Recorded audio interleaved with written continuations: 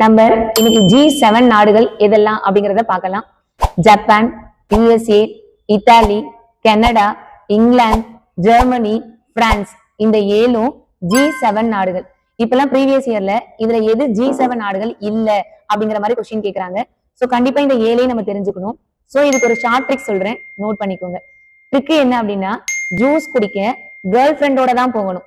Juice குடிக்க ஜூஸ்ல J அப்படின்னா ஜப்பான், யூ அப்படின்னா USA, ஐ அப்படின்னா இத்தாலி, சி அப்படின்னா கனடா, இ அப்படின்னா இங்கிலாந்து. சோ ஜூஸ்ல Japan, USA, Italy, Canada, England வந்தாச்சு.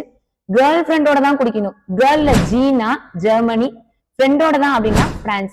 சோ ஜூஸ் குடிக்க கேர்ள் ஃப்ரெண்டோட தான் போகணும். இந்த ஷார்ட் ட்ரிக்கை வச்சுக்கோங்க, நம்ம கண்டிப்பா மறக்காம இருக்கலாம்.